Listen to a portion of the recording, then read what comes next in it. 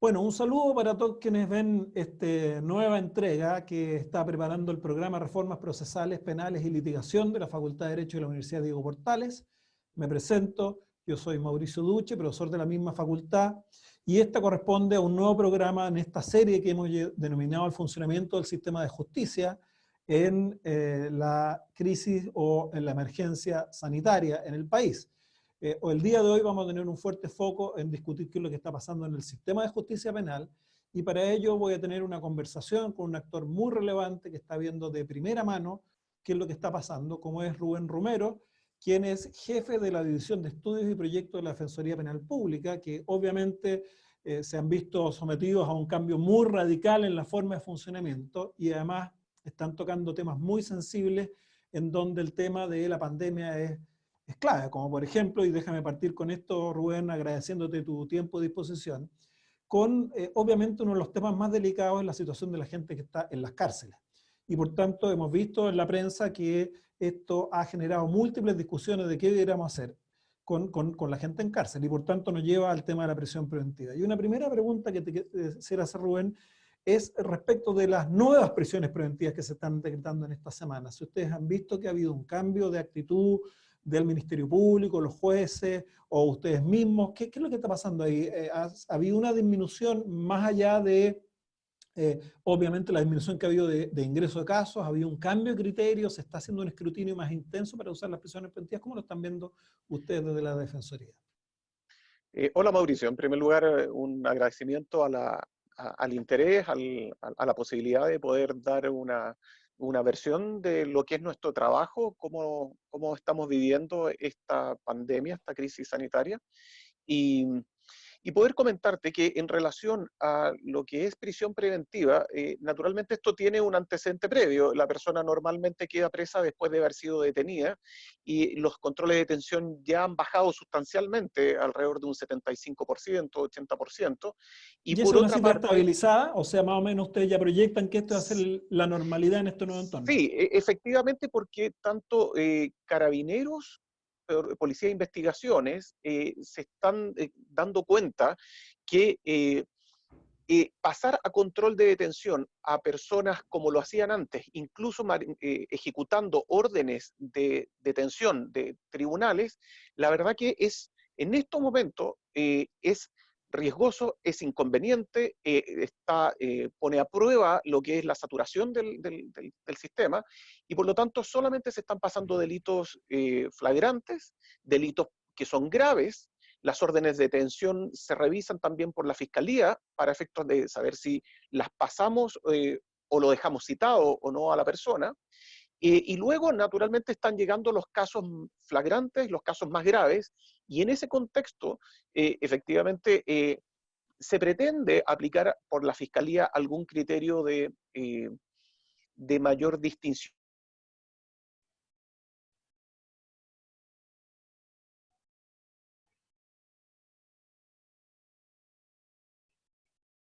entre a quién le piden la prisión preventiva. Sin embargo, no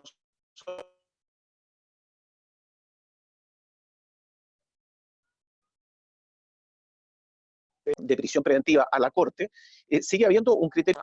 Y por eso que en materia de prisión preventiva, el problema que nosotros advertimos es justamente el mayor riesgo de contagio por las condiciones de hacinamiento que tienen nuestras cárceles.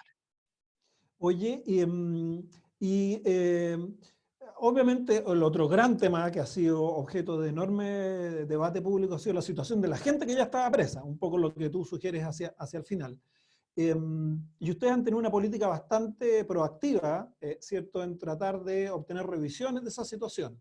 Entonces, ¿nos puedes contar un poco cómo les ha ido con esto? Porque ha habido información en la prensa sobre una primera gran paquete de revisiones, y se anunció hace un par de días que ustedes iniciarían un segundo paquete. Si nos puedes contar un poco cómo les fue con esto, cómo evalúa el resultado, dónde crees tú que habría los problemas o las cuestiones que revisar en este tema.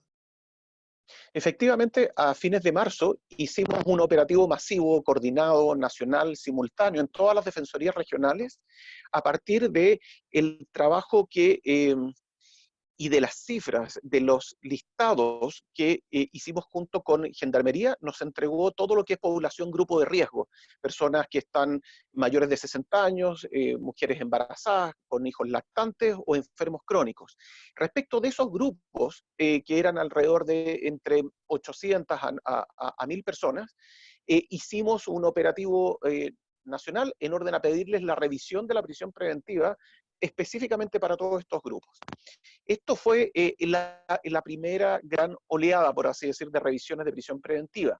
Y nos encontramos realizando ahora la segunda etapa, que dice relación con el resto de la población carcelaria, con especial énfasis en todas aquellas personas que son primerizos, aquellos que tienen prognosis de cumplimiento en libertad, y de todas las personas que, habiendo obtenido una caución, no la han podido pagar y por lo tanto siguen privadas de libertad. Sin perjuicio de promover que todas las causas a los defensores puedan revisar proactivamente la prisión preventiva. Ok, y vamos a la primera oleada. ¿Ustedes tienen ya resultados de estos 800.000 más o menos? ¿Cómo les fue? Y Sí, bueno, tenemos después te quiero preguntar un par de resultados cosas más. parciales. Ya, a ver, cuenta. Claro, tenemos resultados parciales que, a ver, pedimos, son cifras que todavía corresponden al último reporte, por eso que son resultados parciales, y dicen relación con alrededor de 1038 solicitudes a nivel nacional, de las cuales ya se habían realizado alrededor de 670, y de esas 670 audiencias, el resto estaba agendada. De esas 670, en materia de prisión preventiva, es decir, de adulto, ya habíamos obtenido un margen de un 31% de acogimiento. Ojo, que estamos hablando de los grupos de riesgo, las personas Sí. que te mencioné. Por lo tanto, inicialmente las primeras solicitudes, reportes de regiones daban cuenta de porcentajes bastante pequeños, es decir, 5%, 10%, 15%. Por lo tanto, en el acumulado parcial que obtuvimos, llegamos a un 31%. 31% que uno podrá decir, mira, es alrededor de un tercio, pero si tú consideras que son los grupos más riesgosos, personas mayores, más vulnerables, mujeres embarazadas, es decir, no aparece también un número muy grande ni destacable. Por eso que llamamos a la mayor conciencia, y así lo indicamos por los medios de comunicación, en cuanto a la misma convicción de la necesidad que existe de resguardar la salud y la integridad de las personas, resguardar los derechos humanos de estos privados de libertad, en especial grupos vulnerables, Sí. en jueces y fiscalía también. Y déjame preguntarte un poco, digamos, porque claro, como tú decías, un tercio parece ser no despreciable, pero claro, son los que uno esperaría que hubiera más recepción o revisión de las cautelares. ¿Dónde crees tú qué es lo que está pasando ahí? O sea, ¿qué es lo que pasa con este otro 69, 70%? ¿Hay Mira, diferencias basta, regionales? ¿Se explica por esto? ¿O tiene que ver con, es un fenómeno transversal en todo Chile? es un fenómeno transversal, especialmente considerando la oposición transversal del Ministerio Público. Ok. En un principio había un lineamiento que se había exteriorizado por el fiscal nacional en orden a que iba a haber una mayor flexibilización, una mayor visión de parte de los fiscales para poder ver estas situaciones de particular riesgo, pero la verdad que no lo hemos advertido en la práctica. Ya. Y esto se nota concretamente en las cifras, que yo te puedo decir que alrededor de un 90 o un 95% de las audiencias los fiscales se han opuesto. Y si se ha otorgado la libertad, se ha apelado. Y las cortes tienen un criterio bastante duro en esta materia, y por lo tanto también la convicción la llamamos en ese sentido. Los argumentos que ha puesto el Ministerio Público en esta materia son, la verdad que no los compartimos. Parten diciendo que se trata de imputados que, si se arguye que están en riesgo, y el penal ha tomado todas las medidas sanitarias, bueno, donde más seguro pueden estar es justamente ahí, están aislados y se han tomado las medidas sanitarias para que no sufran contagio. La verdad que eso desde un punto de vista teórico puede sonar razonable, pero un punto de vista concreto, la verdad es que es todo lo contrario. Sabemos que el hacinamiento, las condiciones sanitarias son sumamente precarias, han habido brotes en distintos lados, Claro, de hecho existen. en región metropolitana, Puente Alto ha sido un caso muy connotado. Exactamente. Tenemos situaciones también de motines, de huelgas, de hambre que se están generando dentro, porque esto genera una incertidumbre, una ansiedad enorme, tanto en la población interna como en los familiares. Por lo tanto, tenemos que tener una visión interinstitucional de poder advertir las condiciones muchas veces infrahumanas para estas, especialmente para una crisis sanitaria, y tener la conciencia para esto. Por eso mismo que, dado que hay un gran universo de personas que no han podido obtener la libertad y también están con un grado de ansiedad e incertidumbre que está dando lugar a violencia, a una ansiedad y una incertidumbre grande, es que comenzamos a hacer una serie de operativos jurídicos sanitarios u operativos en los cuales la Defensoría, en conjunto con el Ministerio de Salud y con el Ministerio de Justicia a través de las Ceremis respectivas, vamos interinstitucionalmente a los penales, tanto en materia de condenados como en materia de imputados, vamos a entregar información sobre temas de salud, temas de prevención, pero también, especialmente desde el punto de vista de la Defensoría, cuál es el estado que tenemos de nuestra atención, el agendamiento de sus causas, qué está pasando con la ley de agendamiento precisamente, qué está pasando con las visitas de cárcel, qué están pasando con las audiencias pendientes, la ¿Qué paralización. cobertura han podido tener con esta política que parece súper interesante como una forma de reaccionar distinta, ¿cierto?, a la prestación jurídica más tradicional, ¿cierto? Claro, tratar de entregar información, además de las prestaciones judiciales que estamos otorgando con las revisiones. Claro. Y la verdad que, mira, están en pleno desarrollo. Ya se han hecho, yo te diría, 1/3 de los operativos a nivel nacional, Perfecto. quedan 2/3, y de lo que hemos advertido, sí, es que, a ver, no en todas partes se logra esta visión y presencia interinstitucional en contacto directo con la población, porque existen visiones distintas. Hay lugares donde el Servicio de Salud ya ha participado, hay otros lugares donde se hace una visita más bien informativa, hay algunos lugares en los cuales se entrevistan con los líderes de módulos, y es Ya, una vía para poder entregar información. En general están resultando, yo te diría. ya. Está lográndose esta señal. Desde luego siempre uno aspira a que haya mucho más presencia, porque estos operativos requieren, en lo que más deseamos nosotros, ojalá un contacto directo con la población a través de grupos, para no generar tanta masividad, pero con el objetivo de que escuchen de primera fuente que el Exacto. Estado está preocupado por ellos, y no Oye, y sientan esta sensación de abandono, sí. que es lo que algunas veces se Déjame siente. preguntarte ahora por la segunda vuelta, ¿cierto?, de solicitud de revisiones de prisiones preventivas con este grupo, por así decirlo, que no era el grupo prioritario. Si nos recuerda, más o menos cuánto estiman, a cuánta gente alcanzaría esta segunda ronda de solicitudes de revisión. Bueno, algo ya también se ha adelantado en la prensa. El Horizonte es un grupo que en total puede alcanzar alrededor de 3.000 personas. Ya, Eh, es un grupo bien, bien es un significativo. trabajo que se va a realizar en un espacio de tiempo que no puede. Imagínate si alrededor de un mes, desde marzo, que partimos con estos operativos con los grupos de riesgo, estamos en la primera quincena de abril, eh, y hemos revisado más alrededor de 1.040. Bueno, el trabajo, el agendamiento también está medio desfasado, no en todas partes se agenda con la misma urgencia, pero claro, es un trabajo que pretendemos hacer desde ya, y con la presencia para este mes y para el que viene. Es decir, vamos a Exacto. seguir trabajando intensamente en este tema, sin perjuicio de entregar información a los imputados y sus familiares también. Y a la luz de los resultados obtenidos en la primera ronda, ¿qué crees tú sería una estimación realista más o menos del impacto que pueda tener esto? O sea, si pusiéramos en número grueso los 3.000 solicitudes, ¿qué es lo que tú crees más o menos podría ser A un ver, resultado positivo? yo esperaría que los resultados mejoraran. Por supuesto que en materia de responsabilidad penal adolescente, todo lo que son centros penitenciarios de adolescentes, las revisiones de internación provisoria han sido mucho mejores. Ahí llegamos Ya, alrededor de un 55%. En perfecto. cambio, tratándose de adultos, claro, están alrededor del 31% y es lo que uno esperaría que en ambos grupos subiera el porcentaje. Uno también hace la reflexión en relación a los condenados y los postulados a la libertad condicional en las comisiones.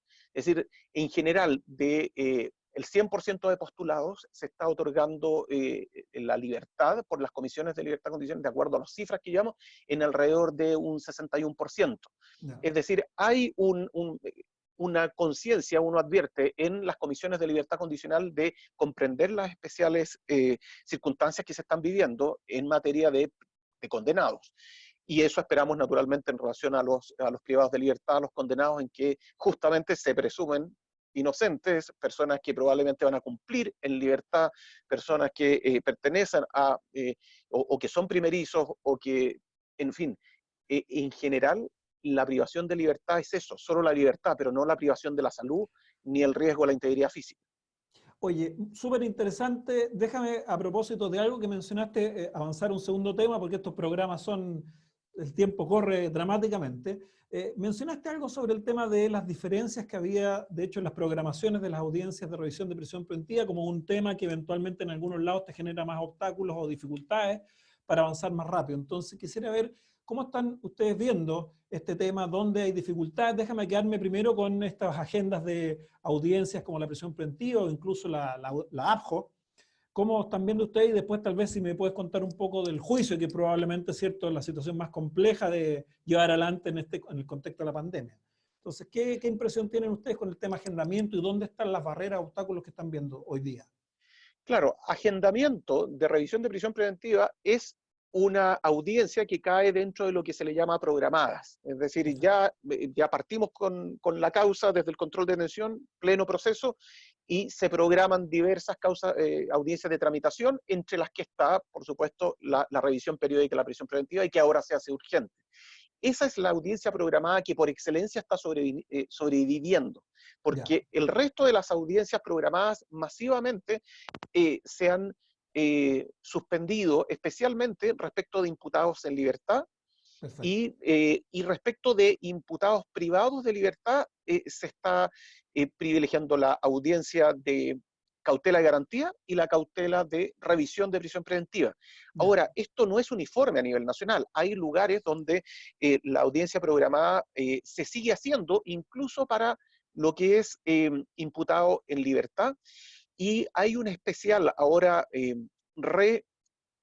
repotenciamiento de la programada con los cierres de investigación. Los cierres de investigación no están dentro de las audiencias que quedaron sometidas a esta posibilidad de reagendamiento por la ley 21.226, sino que están como una posibilidad de poder ir cerrando causas. Es ya, decir, todo lo que se está viendo por defensa y por tribunal y por fiscalía, especialmente ahora los tribunales se están sumando a reabrir las programadas para ver si se pueden terminar causas en simplificado, si se pueden terminar causas en ordinario a ya. propósito del cierre, y luego si se cierra, bueno, por un lado para la defensa también es algo que es importante porque me permite asegurar que, bueno, habiéndose cumplido el plazo judicial que así se estableció en la causa, bueno, no se amplíe inútilmente y no se amplíe en un tiempo en que, claro, se pueda seguir investigando la causa donde los intervinientes están, por así decir, en indefensión para efectos de poder hacer diligencias de investigación, porque en estas circunstancias comprenderás que no se puede aprovechar mucho esa circunstancia, ese plazo de Sí, investigación. Entonces lo importante es cerrar la causa y luego viene la posibilidad, a partir de la ley de plazos y suspensiones, de reagendar lo que es la eventual eh, eh, audiencia y preparación de juicio oral, el agendamiento del juicio, en fin, hay esa posibilidad. Déjame preguntarte, porque tú lo que dices es que no ha sido un proceso homogéneo en todo el país y que hay diferencias, yo leí un poco importante entre tribunales que incluso están avanzando con con las programadas no privación de libertad. ¿A qué se ven estas diferencias? ¿Esto tiene que ver con cargas de trabajo o está asociada más bien a la forma en que los tribunales gestionan o qué sé yo? ¿Dónde ustedes ven esa diferencia para ver si es un problema de diseño legal, un problema A de ver, hay protocolos? un tema, yo te diría, de interpretación del auto acordado también, el último Ya, que sacó la Corte Suprema, en orden a que insta a que efectivamente se hagan las audiencias que se consideran urgentes. Y sí señala, por supuesto, las que dicen relación con privados de libertad, pero también aquellas que signifiquen avance de las causas porque lo que se está generando, y están advirtiendo también los tribunales, es que la paralización genera acumulación. Y por claro. lo tanto, se te están acumulando causas que eventualmente podrían, si las hacemos y hacemos un diálogo entre los intervinientes, podríamos advertir que hay términos anticipados, vía simplificado, vía el mismo tema del cierre. También hay temas de política criminal del Ministerio Público, que cambia de una región a otra. Hay regiones, Ya. por ejemplo, en el norte tenemos antecedentes de que se está privilegiando realizar audiencias programadas de formalización respecto de delitos sexuales que afecten a menores de edad. Eh, Formalizaciones de ese tipo. También aquellas que digan relación con violencia intrafamiliar. También se pretende materializar esa programada, y porque, claro, uno advierte que hay valores que están detrás que son importantes resguardar. Pero eso no es uniforme, y por eso que hay lugares donde están totalmente suspendidas, hay otras en que se hacen parcialmente, algunas que son de tramitación para término, y hay otras en que se hacen programadas para resguardar ciertos valores en favor de la víctima o en favor también del imputado, si es que se trata de poder propiciar un término anticipado de la causa con un abreviado o con un simplificado con reconocimiento, en que si es las condiciones que estratégicamente la defensa considera positivo, bueno, terminemos asumiendo responsabilidad, y especialmente todos aquellos, y aquí trasladándome ya más hacia lo ordinario con juicio, a todas aquellas causas donde se vislumbra que de hacer el juicio vamos a obtener un cumplimiento en libertad. Ya. Y eso es otro universo, el tema de los juicios orales, como también está totalmente diversificado. Ahí te puedo conversar. Eso te quería preguntar, porque, claro, el juicio oral probablemente es lo más complejo de organización en este contexto. ¿Qué está pasando? Uno entiende que sea más complejo por una parte, pero también si hay una persona privada de libertad, o incluso no privada de libertad, pero con una cautelar, hay temas de Claro. plazo razonable que se empiezan a comprometer. Entonces, ¿qué está pasando con los juicios? ¿Cómo lo ven ustedes? Mira, en relación a los juicios también hay una diversidad regional importante, porque en las metropolitanas, por ejemplo, que son las regiones más grandes, tenemos suspensiones masivas de juicios orales. Lo mismo Ya. está pasando en O'Higgins, lo mismo está pasando en Antofagasta, en varias regiones se suspendió todo. Y lo que han hecho, y ahí, por ejemplo, en Valparaíso, en Arica, en Biobío, lo que se está haciendo es que cuando el tribunal suspende, muchas veces a petición del propio Ministerio Público o de propia iniciativa por el tribunal, suspende los juicios eh, con diversas modalidades. Algunas veces lo hace en audiencia, en otras veces hace como un incidente y otorga un traslado, para efectos de consultar a la defensa o al Ministerio Público si, habiendo suspendido, hay una reposición para generar una audiencia o para generar un incidente, y ver si es que se plantean buenos argumentos para hacer ese juicio. Es decir, muchas veces la defensa lo que está pidiendo justamente es que se analice el caso a caso. Y lo que hemos tenido como un criterio grueso a nivel nacional es que naturalmente la garantía del plazo razonable, en este caso, es yo tengo derecho a que se me haga mi juicio, especialmente cuando estoy privado de libertad y lo que más necesito no me suspenda mi juicio si es que yo estoy preso. Bien, efectivamente lo podemos insistir, pero lo vamos a insistir solamente en aquellos casos donde tengamos las posibilidades de poder hacer un juicio con las garantías judiciales mínimas que corresponden a todo juicio. Porque si yo no voy a poder ejercer las herramientas de litigación, refrescar memoria, evidenciar contradicción, examinarlos, bueno, finalmente no voy a ejercer una defensa Exacto. correcta, ni tampoco el interviniente va a poder hacer nada. ¿Ya han tenido oportunidad de poder realizar un juicio en condiciones que a ustedes les parezcan razonables de protección de garantías? Exacto, porque en definitiva, ¿qué es lo que empezamos a hacer? A distinguir aquellos juicios complejos que definitivamente no se pueden articular las garantías ni los mecanismos de litigación básicos para prestar un buen servicio. Bueno, aceptamos que la garantía del plazo razonable ceda a el derecho a defensa y a una defensa integral y no simplemente un... En otros casos, cuando tenemos una teoría de caso que es netamente jurídica, donde no hay cuestionamientos de aspectos de fácticos que requieran litigación, bueno, instamos a que se pueda hacer, porque en el fondo tú tienes ahí un alegato más discursivo jurídico. En los casos que son de fácil despacho, también porque la prueba es pequeña, y especialmente para todos esos casos donde tenemos teoría del caso colaborativa, con 11.9, donde lo que pretendemos es trabajar la posibilidad de un atenuante, más la posibilidad y vislumbrar que pueda salir en libertad nuestros representados y con esa teoría de caso pertinente y conversada naturalmente con el imputado y si es lo razonable, optar a un cumplimiento en libertad. Por ejemplo, en Tarapacá, tenemos precisamente todos aquellos casos que son 11.6, 11.9, irreprochable conducta anterior, tesis colaborativa, con prognosis de pena, de expulsión, para poder instar a que lo hagamos, porque la causa va a terminar, no va a tener mayor complejidad, pero hay que ver si es que el imputado naturalmente va a poder salir o no del país, porque tenían las fronteras cerradas nuestro vecino. Pero todo esto viéndolo a caso, porque no quiero que en ningún caso se tergiverse en algún momento de que estamos propugnando, seleccionamos aquellas casas que sean las pertinentes. Queda clarísimo, Rubén. Déjame pasar a un tercer tema que quería tocar, porque ya estamos avanzando dramáticamente en el tiempo, que fue un tema con el cual partimos, ¿cierto? Que es los controles de detención. Los controles de detención es probablemente la audiencia que el sistema de justicia penal no puede parar, tiene que seguir funcionando.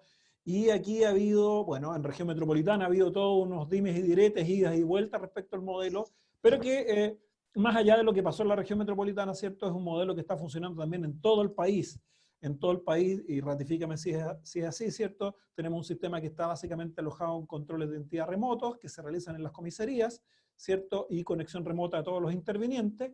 Y en cambio en la región metropolitana, particularmente Centro Justicia, digamos, para acotarlo ahí, se está trasladando a los detenidos Centro Justicia y desde ahí se hace la conexión remota. Como digo, más allá de la disputa de la región metropolitana, quisiera saber tu opinión de cómo evalúan ustedes, ¿está funcionando los controles? Porque evidentemente uno de las polémicas, por ejemplo, de la región metropolitana tenía que ver precisamente cuánto el funcionamiento en comisaría les da a ustedes garantías para resguardar una entrevista confidencial, el problema del acceso a información oportuno para poder litigar con calidad mínima, sea en el centro de justicia, o sea en las comisarías, es un tema. Entonces quisiera ver cómo están hablando ustedes, qué dificultades están viendo en esto, cómo, digamos, nos den una visión de esta cuestión que es probablemente una de las más sensibles en el día a día del sistema.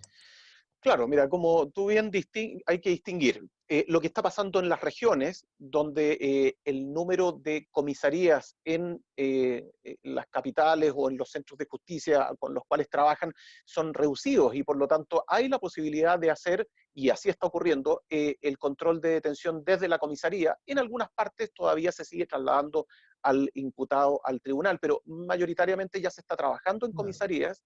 La dificultad ahí que se está puliendo es el formato, los medios, ya sea un equipo de videoconferencia que instala el propio Carabineros o el cuartel policial de la PDI, que instala un computador para que haga una videoconferencia. En otros lugares, la Defensoría, si ha tenido los recursos, ha podido colocar un teléfono para que se haga una entrevista por Zoom. Y en otros casos, en el peor de los casos, se ha tenido que llegar solamente a una llamada telefónica nomás. Por supuesto que la calidad ahí de la información va variando, y no solamente está el poder comunicarse, sino que también las condiciones en las que tú te comunicas. En algunos lugares, los retenes, las comisarías, le dan una salita para poder tener esta comunicación con el imputado al defensor vía remota en condiciones de privacidad. En otras, la privacidad simplemente no existe y por lo tanto ahí tenemos un problema que hay que intentar gestionar, porque no se puede realizar una entrevista Déjame, totalmente acabada en esa materia. y déjame preguntarte esta, Pata, ¿cuál es hay una política institucional o es más bien local del tema de la asistencia potencial de los defensores a esas comisarías donde hay menos garantías de reunión privada? ¿Lo están haciendo? ¿No lo están haciendo? No, mira, si ¿Nos tenemos, puedes a ver, contar si hay un alguna política lineamiento. o qué está pasando en la práctica con eso? Claro, también nos interesa resguardar tanto la salud de los imputados como la salud de nuestros defensores. La política no va tanto por el tema de la presencialidad, sino más bien sobre la calidad de la comunicación. Y la calidad de la comunicación dice Perfecto. relación, uno, con el equipo y dos, con la confidencialidad. En ese aspecto, y en comisarías, en regiones, está funcionando relativamente bien con mayores o menores diversidades. Lo que sí es distinto es la realidad en la región metropolitana. Las metropolitanas, especialmente la jurisdicción del Centro de Justicia, es absolutamente distinto a lo que es el país y lo que es la periferia de la metropolitana también, que funciona con comisarías en clave más bien regional. Pero en materia de la jurisdicción del Centro de Justicia, lo que tenemos es más de 40 comisarías que trabajan con el Centro de Justicia, sin contar las subcomisarías y sin contar la cantidad de retenes de la PDI. Por lo tanto, tenemos una cantidad que es inabordable en cuanto primero, a tener un equipo. Segundo, tener un espacio estandarizado para poder tener una comunicación.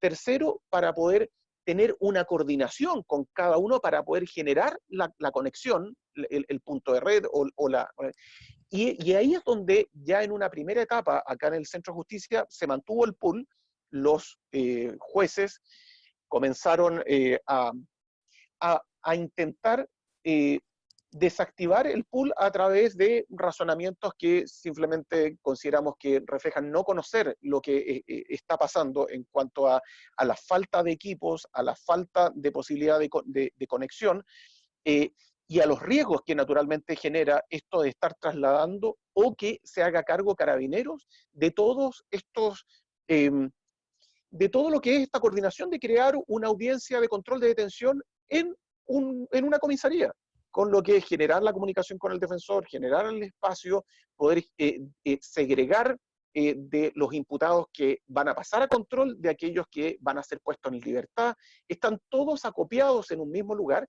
Y luego hay también cuestiones asociadas a horario, que las personas que pasan de control de detención y luego se los van a pasar a gendarmería porque quedaron privados de libertad, de acuerdo a lo que pasó en la audiencia, bueno, empiezan a gotear en gendarmería en distintos horarios. ¿Por qué? Porque son más de 40 comisarías o retenes que están enviando en distintos horarios a los imputados a gendarmería. Entonces, desbarajustó todo era este modelo. Y lo que pretendemos, y está sometido ahora al conocimiento de la Corte Suprema, es precisamente reactivar el pool que supone maximizar el recurso fiscal y el recurso defensor, generando un solo lugar donde se puedan generar las entrevistas en la zona de seguridad y tránsito, y con ello no existan todas estas dificultades y este riesgo también de traslados y contagios entre imputados que pasan al sistema, otros que quedan en libertad, en fin. Pero preguntan, ¿el interín están funcionando en el Centro de Justicia?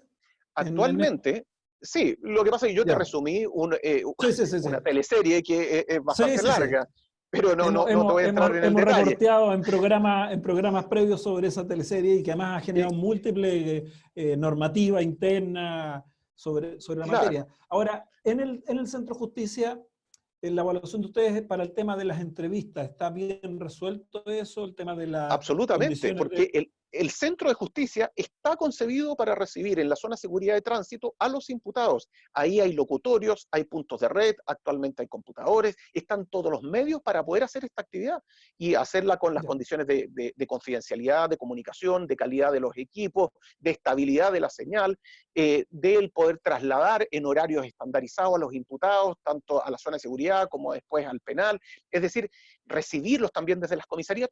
Así funciona el sistema, con un centro de justicia con conexiones.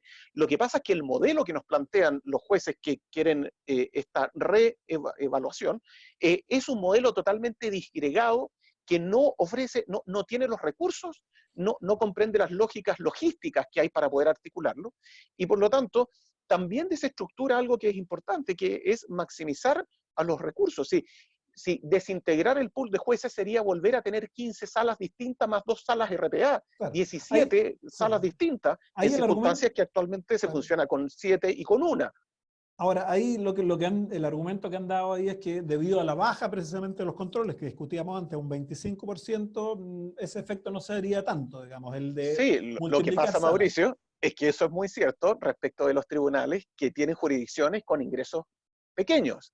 Ya. Y los tribunales que tienen ingresos altos tendrían que asumir esos ingresos altos. Y el pool lo que hizo fue justamente ser una instancia en que los jueces pudiesen turnarse para poder en conjunto poder asumir esa carga de trabajo de manera equitativa.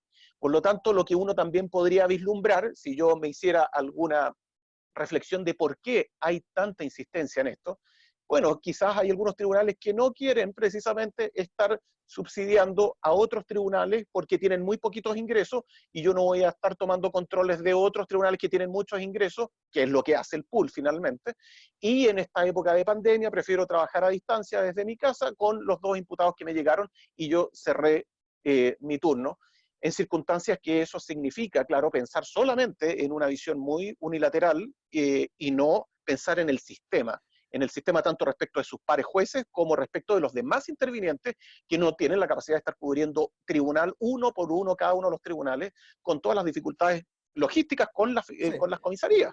Me queda clarísimo el punto desde la perspectiva de usted. Oye, un segundo tema súper sensible no es solo la entrevista confidencial, sino que el tema del acceso a información, ¿cierto? El Claro. acceso al parte policial y eventualmente los otros antecedentes que hubiera en el caso para llegar al control. ¿Cómo ha estado operando eso? Mira, ¿Este es un tema hoy día o está superado? a ver, es un tema que se trabajó bastante con el Ministerio Público de manera interinstitucional para poder lograr que nos cargaran eh, en línea el parte policial y los antecedentes del parte policial, que son claves para poder controlar la calidad del parte en base a los antecedentes que lo fundamentan. Entonces, para nosotros fue un enorme avance el que como Defensoría Penal Pública, ya desde hace 2 años que nosotros venimos trabajando con el sistema de carpeta digital. Somos de los, por así decirlo, más adelantados dentro del sistema de justicia en orden a haberlo digitalizado todo. Y por lo tanto, si tú vas en régimen normal al centro de justicia, vas a ver que un defensor no va con un tremendo bolso con ruedas llenos de carpetas. Actualmente los defensores van con un notebook y se conectan al punto de red y todo está digitalizado, su carpeta, antecedentes del imputado, todo, y es lo que hemos tratado, hacia allá va el sistema en general. Nosotros hemos hecho especial énfasis y la verdad que nos vino muy bien para poder afrontar en mejores condiciones esta situación de todo el trabajo remoto, incluyendo la obtención de los antecedentes de parte del Ministerio Público, con los cuales hemos ido llegando a acuerdos a nivel regional y a nivel nacional para la entrega del parte policial con sus antecedentes. Ya. ¿Y se está cumpliendo ese acuerdo razonablemente o hay diferencias Sí, nuevamente en regiones, jurisdicciones? a ver, en general se está cumpliendo. Muchas veces lo que puede haber es un desfase en orden eh, a que no me llegó con la anticipación que yo habría esperado Ya. y por lo tanto tengo que pedir al juez que me dé momentos para que ahí en la misma audiencia los antecedentes que se están planteando por el fiscal me los pueda haber, me los terminen de enviar digitalmente para poder revisarlo y tengo que pedir un espacio. Son los menos de los casos, pero ocurren también y eso naturalmente que supone un atraso para la audiencia en particular que tiene que ir siendo corregida, porque la idea es tener siempre los antecedentes con anterioridad para poder preparar y hacer más ágil este trabajo remoto. Oye, estamos muy sobre la hora, pero no quisiera cerrar sin darte la posibilidad de si identificas que hay un tema que sea muy sensible para ustedes de funcionamiento en este periodo excepcional que te pareciera importante mencionar como para tener conciencia de los desafíos que están enfrentando. Mira, para nosotros lo más importante en estos momentos son los privados de libertad. Son aspectos que desde un punto de vista normativo los autos acordados también comparten. Interinstitucionalmente también se advierte que es un tema relevante, pero no se evidencia la misma convicción al momento de ser operativo.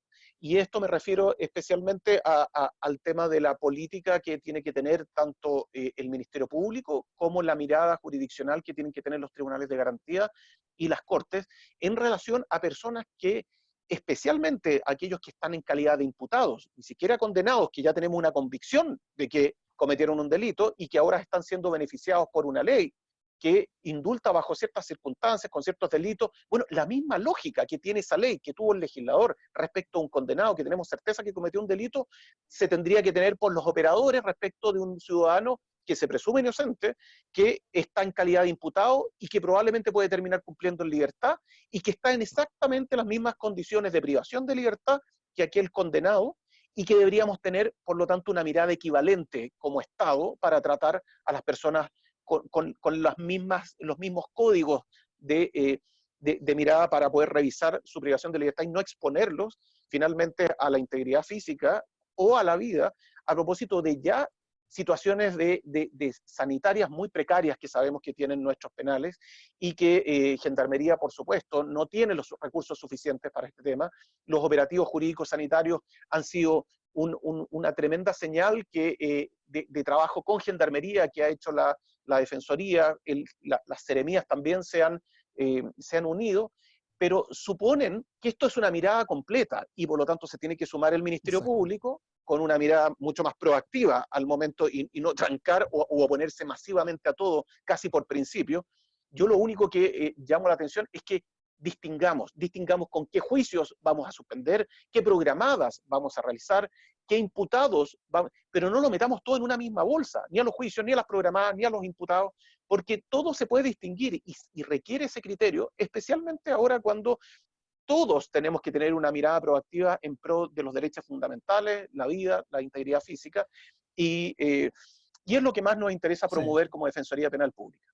Oye, bueno, además, sobre todo en un escenario donde parece que vamos por muchos meses más y tal vez más que meses vamos a tener que vivir en una situación muy distinta a la que estábamos acostumbrados. Oye, muchas gracias, Rubén, súper útil la información. Invito a quienes ven este video que estén atentos a próximos futuros programas en este tema o en otros que pensamos como programa de reformas procesales, penales y litigación de la Diego Portales seguir produciendo para poder poner contenido, actualización, información para los actores del sistema de justicia en Chile. Así que muchas gracias, Rubén, y nos veremos en un otro capítulo futuro. Muchas gracias, Mauricio. Un saludo para todos.